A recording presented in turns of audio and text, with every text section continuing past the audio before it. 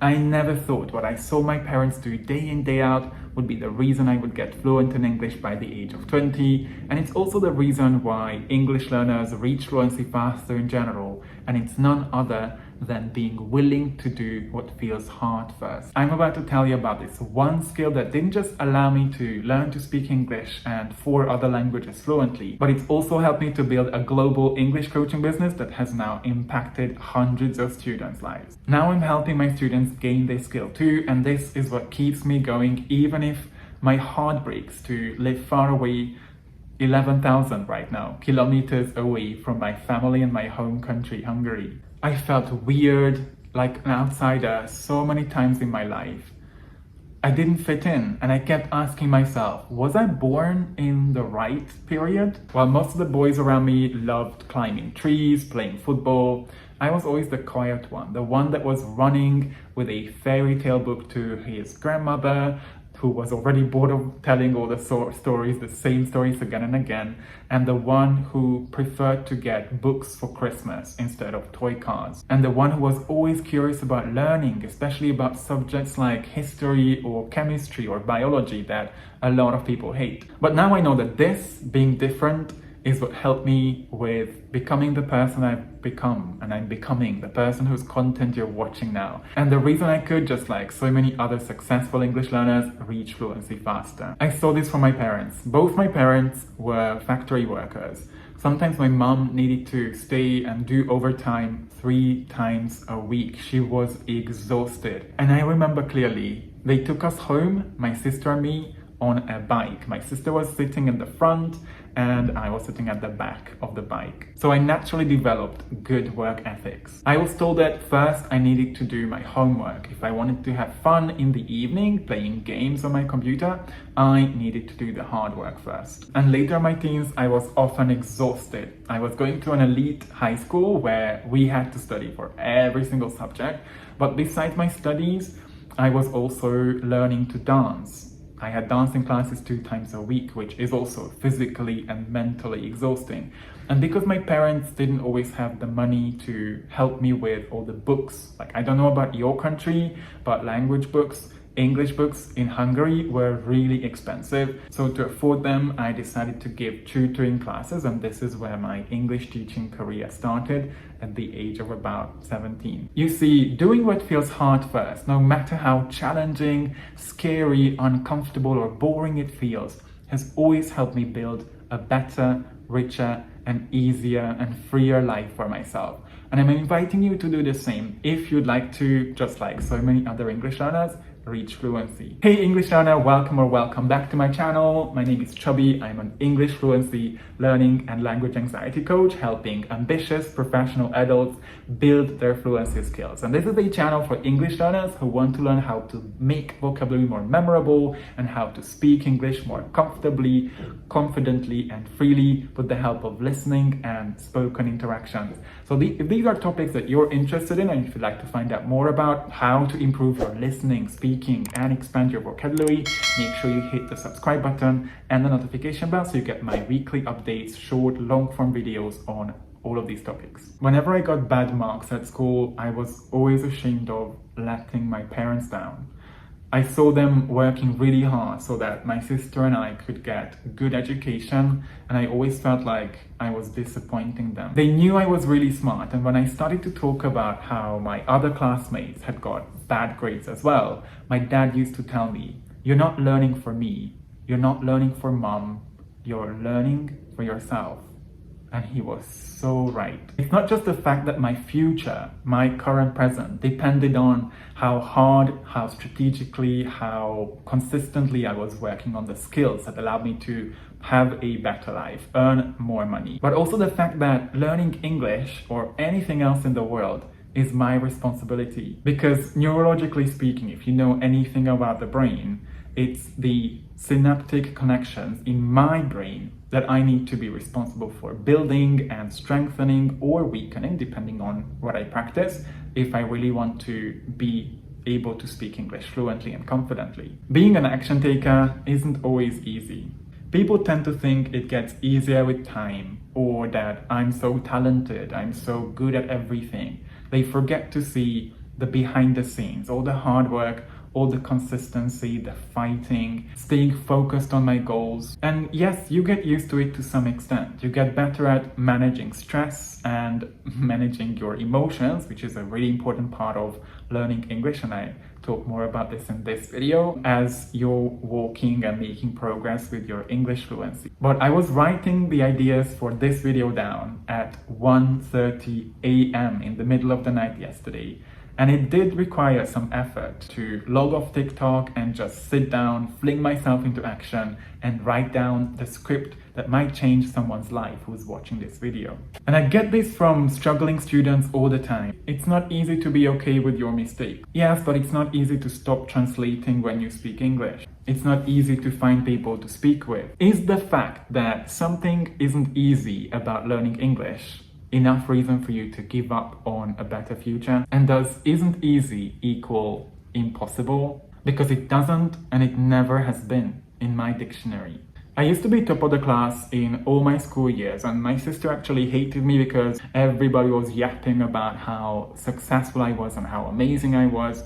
But it put a lot of pressure on me, and I actually put a lot of pressure on myself. It takes a lot of energy to protect your image of the perfect student, somebody who keeps studying because they never want to get a bad grade or lower than 95 points in an exam. And I'll share more with you in this video about my own struggles with perfectionism and how I learned to accept the mistakes that I make. I loved learning languages in school, and I had the privilege of being taught by 3 of the most amazing English teachers who could explain grammar rules and taught us a lot of vocabulary. We didn't really have a lot of time practicing speaking, and whenever I had to speak in front of everyone, my voice echoing in the classroom, I froze up. I did everything the teachers told us to do. I did all my homework, prepared for all my tests, but I couldn't speak English fluently. I was so terrified of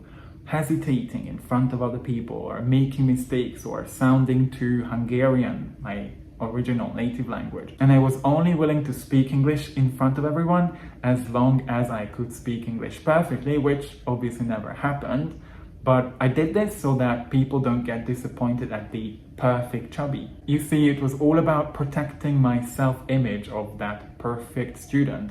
And I wasn't willing to admit that I was allowed to make mistakes just like everyone else. I used this superpower I learned from my parents, eventually kept pushing myself towards my goal, and learned to be okay with the discomfort of making mistakes as I was speaking. And I just kept looking for opportunities. I was either speaking to myself as a way to practice, or I was going to English courses, conversation-based courses, or I was actively looking for opportunities to have conversations with the foreigners who came to the town. I was a university student in Budapest, and I learned to calm down on the go. Now, this is one thing so many struggling English students don't get about overcoming their fear of speaking English.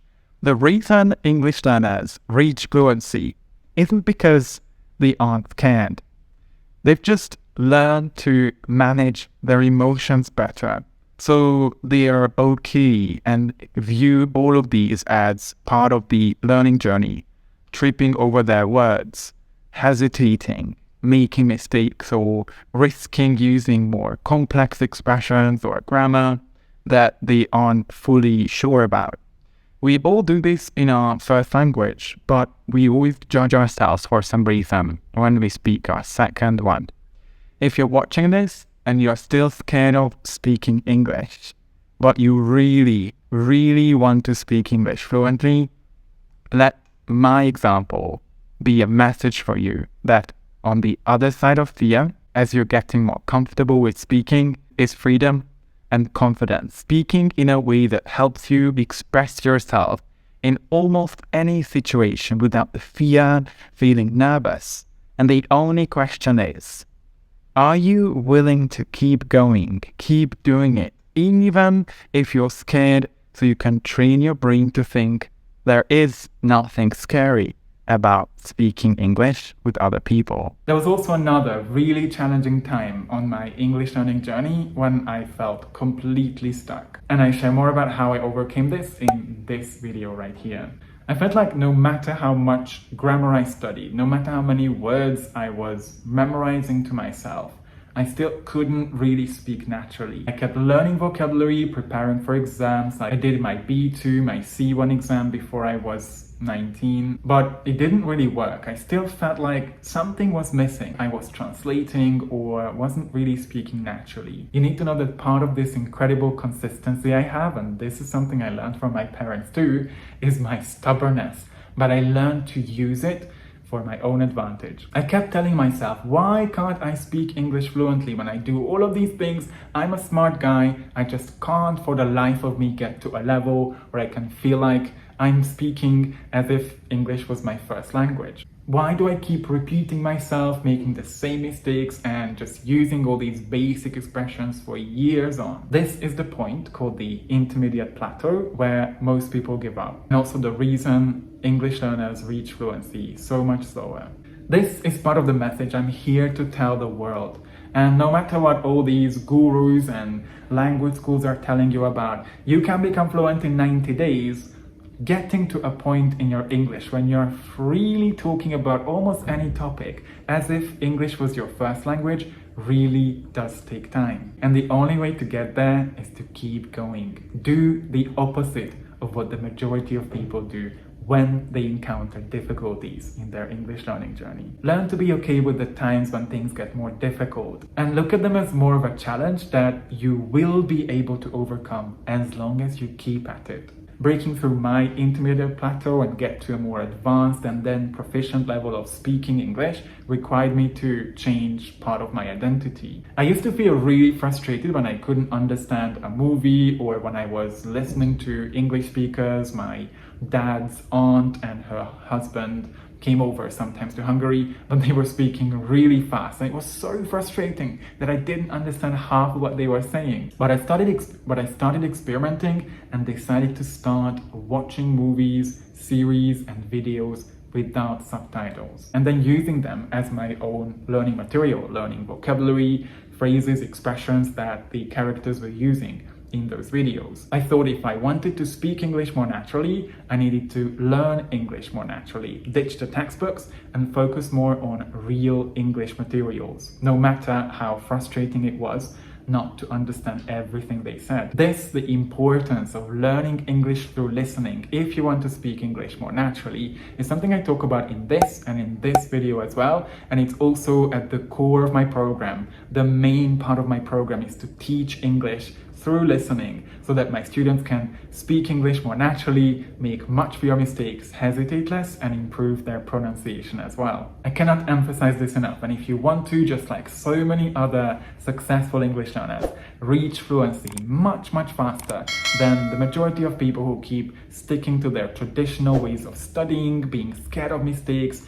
getting too frustrated when they don't understand something, start training your ears and learn from real context. And if you're interested in how this works, how you could eventually speak English more naturally, more fluently, more clearly, with the help of the videos, the movies, the series you're watching, we have a free learning from context training once a month inside our free English community, Build Your Fluency. You can find a link right down in the description below, where you'll be able to connect with other ambitious, professional, serious English learners from all walks of life and from all around the world.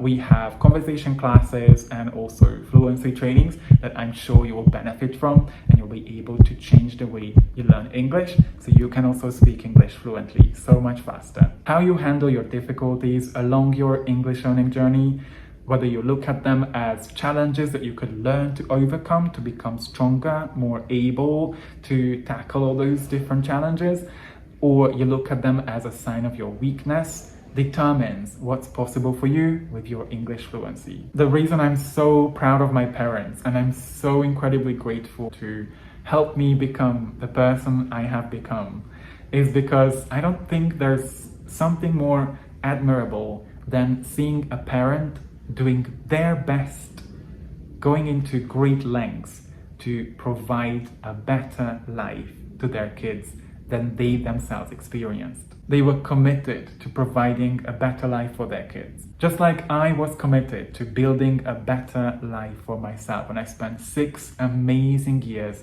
in the capital of the UK, in London, and I felt like home. And my experience in London, meeting all those people from all around the world, being able to teach there and get my master's degree there has honestly transformed my entire life. It may not always be easy, and life may get difficult and challenging sometimes, and I do get it that English cannot be your number one priority all the time. If you have your family, your friends, your career, and everything else to focus on. Just believe me when I say, whenever you feel like you've been stuck, sit in the discomfort. Be okay with not seeing the results coming. Just keep doing what you can to improve your fluency with all the effective ways that I always talk about. You can improve your fluency skills, whether it's listening, reading, reviewing vocabulary, or actively speaking, and you will get there as long as you keep at it.